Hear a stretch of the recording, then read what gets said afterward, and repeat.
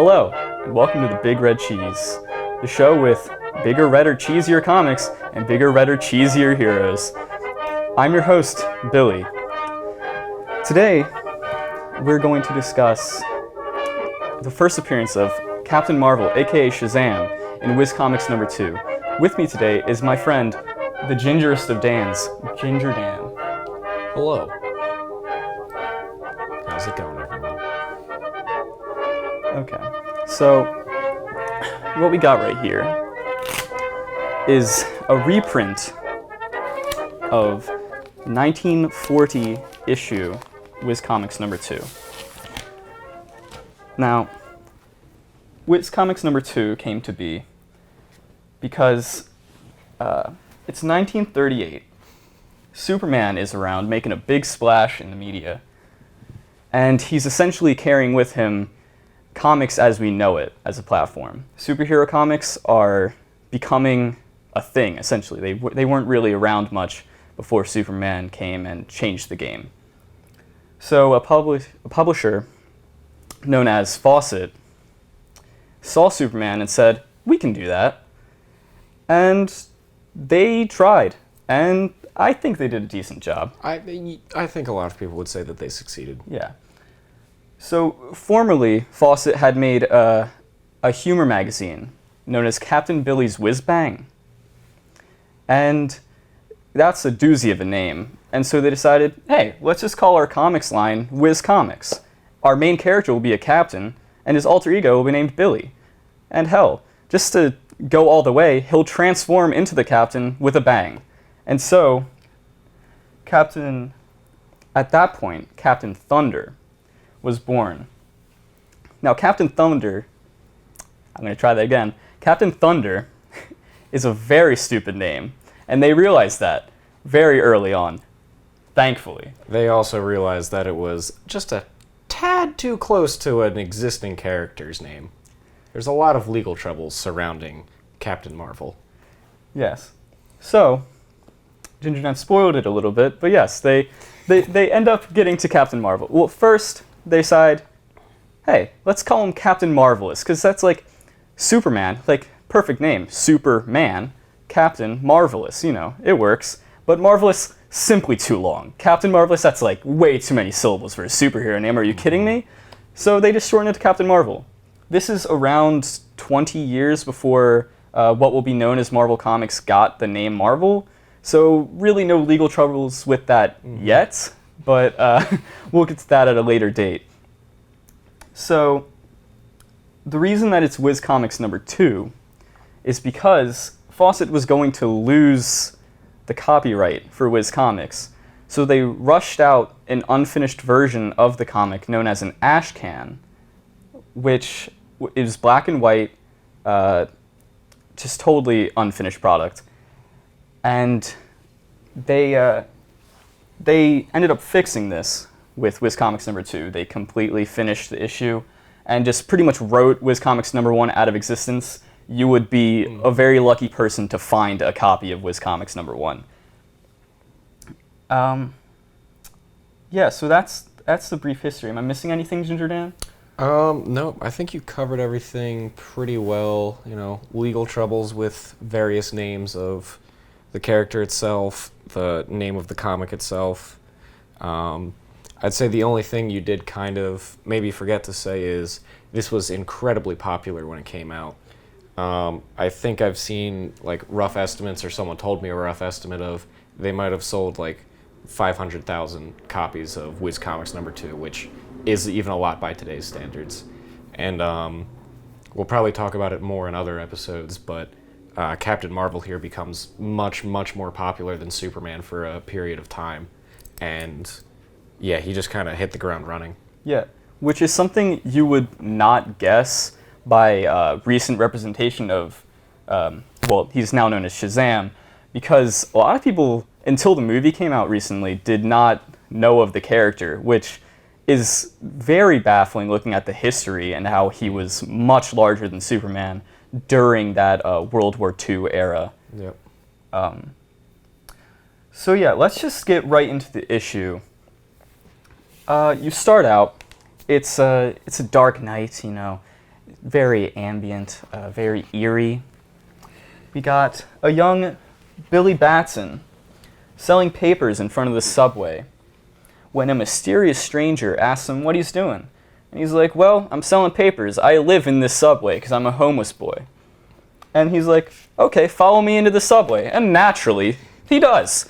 It was a different time in those days. Yeah, you could trust random strangers in trench coats and fedoras. Yes. It was just the normal fashion. Yeah. Yeah, it was raining. So he summons a magic train, and that takes him to a magic land, in which he walks past what are essentially the 7 deadly sins. I don't know the history on the naming process, why they didn't just call it the sins. I imagine they wanted to avoid religious connotations with it. It's possible. So they just, they kept most of the names the same.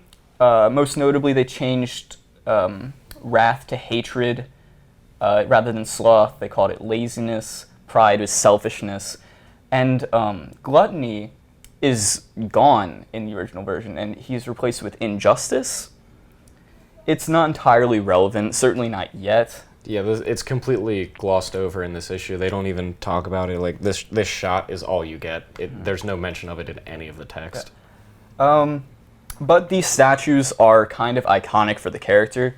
You see them a lot in like almost every retelling of the origin story, especially in the movie, where they pretty much just fully embrace the 7 deadly sins and just rolled with it. Yep.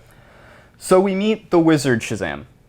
He basically tells Billy, hey, I'm extremely old, I know who you are, and my name's Shazam. I've been watching you since you were a boy. Actually, since he was born. He doesn't really explain the acronym that his name is, with all the different gods and representing their powers. He kind of gets to it here, but you don't know whose power is what. Yeah, you really just have to read the plaque that he just has behind him, because, you know, why wouldn't you have a plaque explaining your own name behind you? Well, of course. Everyone had to make an acrostic poem of their own name in elementary school, so he just kept his around. Yeah, of course. Yeah. His mom framed it on the wall behind him, Of course. 3,000 years ago. Yes, yes. So he pulls down a magic TV, and that's where he explains that he's been watching Billy since he was born, and that he saw how his parents died, and his uncle decided, hey, I'm going to kick this child out of my house to fend for himself on the streets so that I can take his inheritance. Because, you know. That's how law works. Yeah. You see that hanging above the wizard is just a huge block of solid... I think it's granite. Yeah, it's granite. It's one of my favorite things about the origin of Captain Marvel. Just the wizard Shazam just sits under this giant granite block all the time. Yeah, there's a perfect cube of granite that is described as weighing tons, just hanging above this man, day in and day out, hung by a very thin string. It's like the string is fraying too. Yeah. I think at some point it says, like, were it to fall, it would crush him to powder. So he says, Billy, I've chosen you to be my successor. You shall become Captain Marvel. All you have to do is speak my name. And somehow, after only hearing his name once and experiencing all of this madness, he perfectly recalls what the wizard's name is and says it. The lightning comes down, the iconic lightning. He's transformed into Captain Marvel. The wizard explains to Captain Marvel, hey, your job is to protect the innocent, essentially. And to transform back, you just say my name again. He does that. As he does that, it appears that the lightning itself is what finally cuts the rope. Mm-hmm. And you see the block is crushing the wizard. But before we can actually see it crush him, Billy is transported back to in front of the subway station in which he lives, and he's selling papers again. He thinks, wow, that was a dream. Because he'd have no reason to believe it wasn't. He doesn't even not think it's a dream. He's just like, huh, that's cool. Yeah. And then just goes on with his life. As you do. I mean, you're a kid in the 1940s, you're completely homeless, and quite frankly, I don't know where he showers or irons his clothes, but he is clean. Like, he lives in a subway and has one set of clothes, and they are so clean. Yeah. It's quite impressive. It's his real superpower. It is, truly.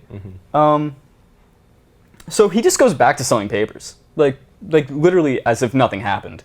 And Yeah, the next morning. yeah, and some goons come up to him, and it just so happens that on the cover of that newspaper, it's talking about a maniac scientist that threatens U.S. radio system, demands $50 million. Which in today's money is around 917 million, I Yes, believe we it's- calculated. It's almost $1 billion in today's money. It's a ludicrous amount of money. It really is. And the entire plan is just like, no more radio waves.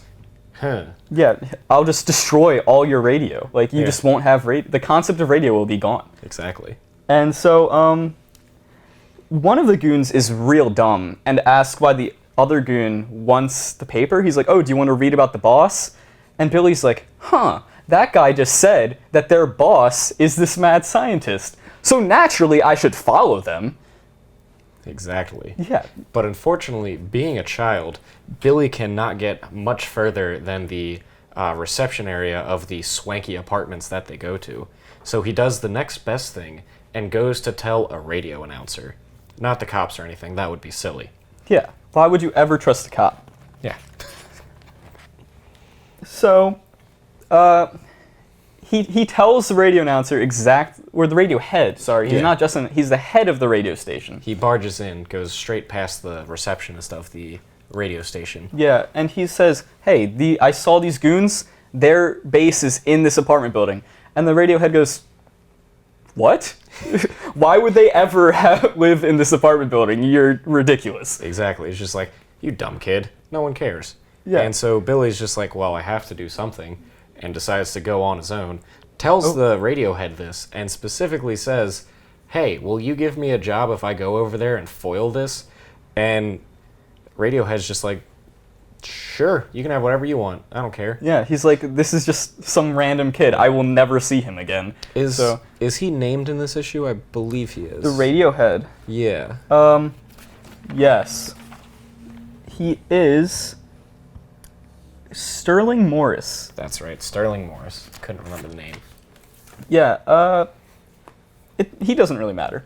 Like, Not yet. he does, but like, He's an important like side character to the Captain Marvel family, but as far as this issue is concerned, not really. yeah, pretty much. So, Billy waits until that night, and he says, yeah, I'm gonna stop these guys.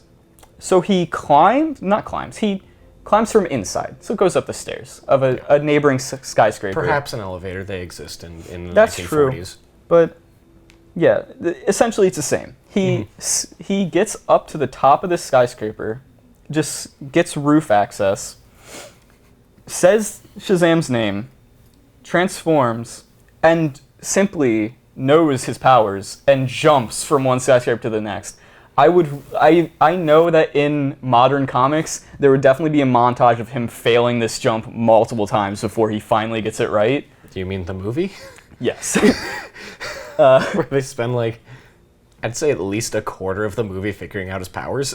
Yeah, but it's kind of great because I feel like he wouldn't just instinctively know his powers. He didn't even fully believe that it happened until Well, I think that gets into like the larger discussion of like, what is the relationship between Billy and Captain Marvel, which in this first issue, I don't think it's detailed whatsoever. But as you, the viewer, will see, or if you're already familiar with the character, depending on when it's being written, there's a different relationship that's happening. Occasionally, it will be established that Captain Marvel and Billy are two separate entities. And they basically switch places when he says Shazam. And then there is the alternate route where Billy is essentially piloting Captain Marvel like a Jaeger. But still gains knowledge and wisdom and Yes. stuff because wisdom of Solomon, but he's still effectively a 10-year-old. Yes. Which, yeah. Yeah. We don't know what it is at this point. However, he instinctively knows how to use his powers, finds the correct apartment where they're just kind of chilling near an open window, busts in after Dr. Savannah shows up. He is the villain and will become, one of the biggest threats that Captain Marvel faces on a regular basis. Yes. Dr. Sivana does not appear in person, which is important for this issue. He appears on a screen talking to these goons. Mm-hmm. And Dr. Sivana is a very interesting character who I'm sure we'll cover much more later on. He does become, I would argue he is Shazam's main arch nemesis. I would agree. You have Black Adam and Mr. Mind, but I think Dr. Sivana is his Lex Luthor. Yes, I would say so. And Sivana's, I think he's a cool character because he is one of those characters of the time that is just a smart guy, and he manages to battle Captain Marvel just with his wits and his many millions of dollars, I guess. I would assume. He does seem to have unlimited resources. Yeah, I don't think and I could be wrong with this, but I don't think they ever get into like he has like some huge corporation, like say Lex Luthor and LexCorp, but like, yeah, he just like makes things all the time. Yeah, they definitely get into it in other runs. I don't know if they ever get into it in the 40s. Captain Marvel stuff.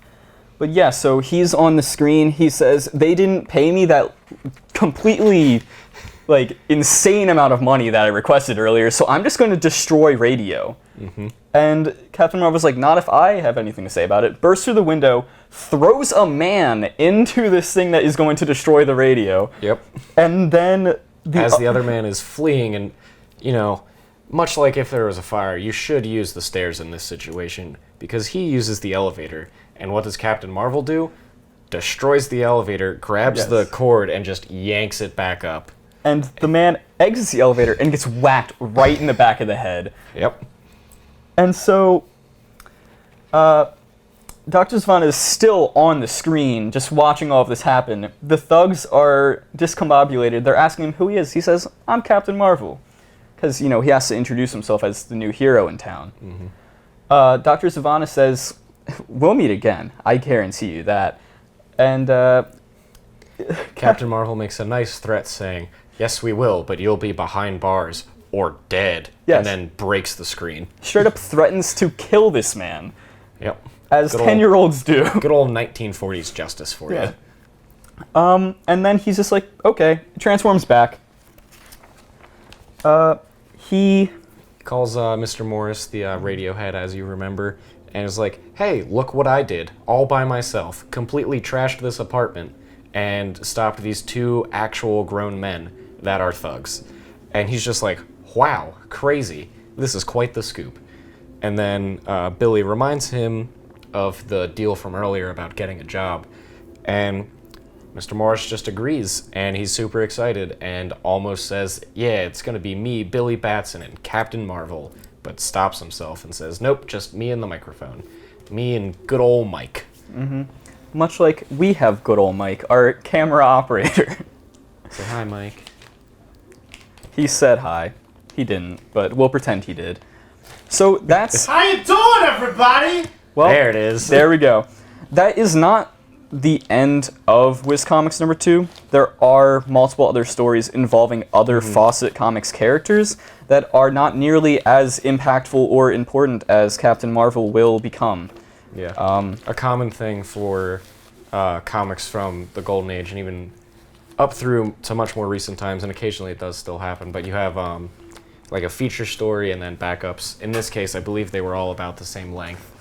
But I guess it was just like a money-saving kind of scheme where you just have this generic comic and you have a number of different stories in it, so you get a larger readership instead of just having, it's just going to be this one character for the whole book. Yeah, also, they were trying to establish a kind of, roster of characters. Yeah. That most of these characters did end up getting their own books. Golden Arrow and Spy Smasher specifically, where they became decently popular around the time. I think Spy Smasher has shown up in stuff relatively recently. Yeah, I think he was in as late as the series from the... No, there wasn't a full series from the 80s. He definitely shows up... Wait, no, he shows up in... didn't he show up in the Power Shazam series? I didn't read that. I'm pretty sure... It's not collected I might DC. be thinking of... Well, it Yeah, should be DC soon. Collect Power of Shazam. I I want to say he shows up in there, specifically the issues that cross over with Starman. But I can't quite remember off the top of my head right now. Other than that, I want to say maybe the series from the 70s, the one that's started to be being collected recently. But yeah, they were very popular characters that have somewhat faded into obscurity these days, but occasionally still show up as friends of Captain Marvel. Yes, because we'll get into it more in later episodes, but DC does end up acquiring Fawcett and all of their comics characters, and really they only do it because they want Shazam, Captain Marvel. Mm-hmm. But they're For that money. Yeah, for that sweet money, even though they just don't do anything with him for like 40 years. Yeah. But, yeah, so they still have these characters like on deck to be used whenever somebody writes a story, especially when they were first acquired and Fawcett was its own Earth. Correct. Earth S. Yeah. So they would have those characters in that Earth. But now, since New 52, I don't think anyone other than the Shazam family has appeared. I would honestly be shocked if they have. Yeah, that's more of a topic for another day, but I don't... Main thing here is that most of these characters were popular at the time, and then pretty much done now. Like, but yeah, now we are going to transition to the alternate segment of the show, the cheese segment, where we try and review a new cheese every episode. Are you ready, Ginger Dan? Oh, I'm so ready. All right. Let's cut to cheese. And welcome back. Hi there. We're at the cheese section now. Now, this section is where I'll ask my guest on their first appearance, first episode, both of our first appearances, how they got introduced to the character of Shazam while we eat some cheese. Indeed. So why don't you just go ahead and we'll cut open this Applewood smoked cheddar cheese. It's from Wisconsin. They're quite the cheese state. So tell me how you got introduced to the character, if you can recall. So I would guess that one of the first times I saw Captain Marvel or Shazam was probably on the Justice League Unlimited show, I would think.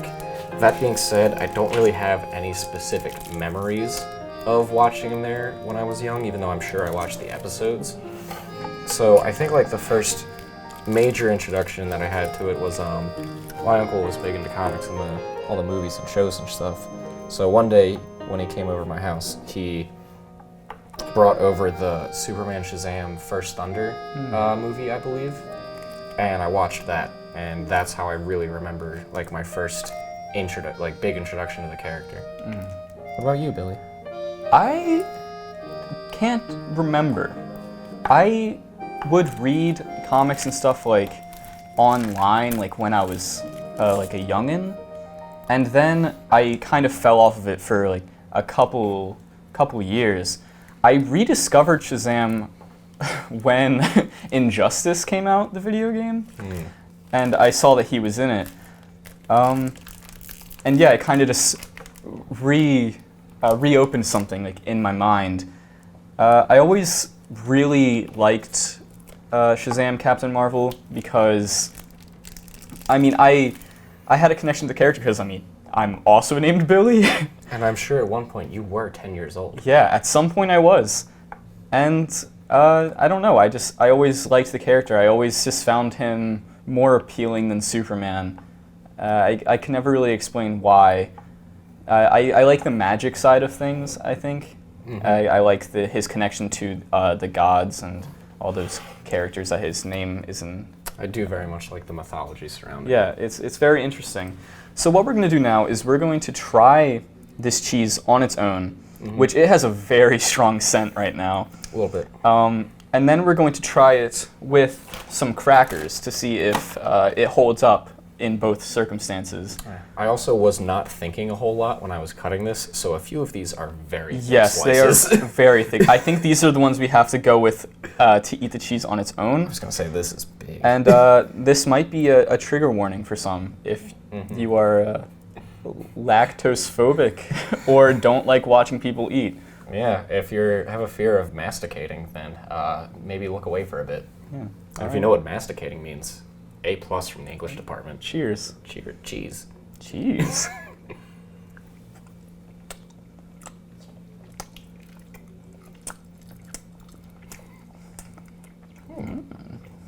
It takes a minute to get there. Yeah. It's kind of like rubbery. A bit, yeah. No. It has like, that's a really good just, a really good squeak when you chew it. I don't know.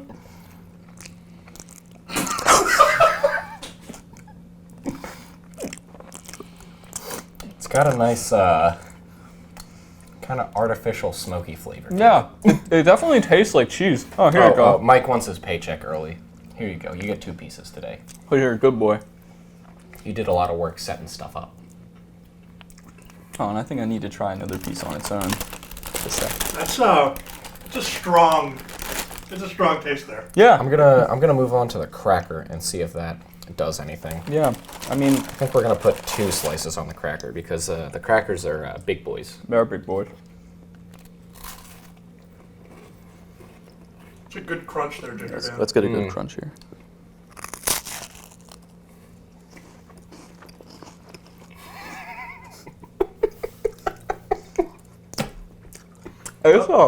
It's pretty good, to be honest. This is about as dumb as I thought it was going to be. Yeah. I think I like it more on its own, actually.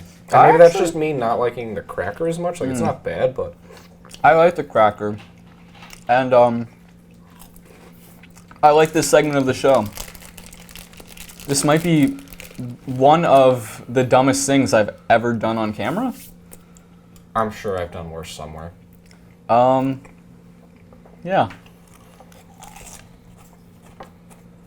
You want some more cheese? We still have, like, most of a brick left.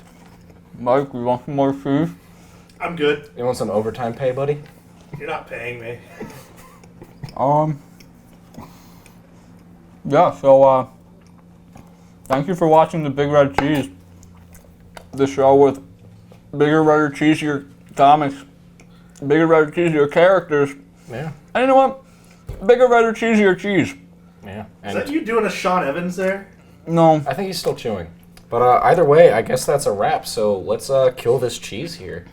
Ready, guys? That was pretty satisfying, actually. It wasn't. Yeah. That's good for you. Thanks.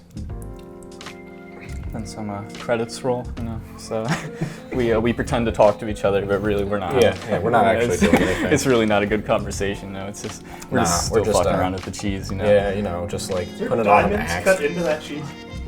It's probably from Yeah.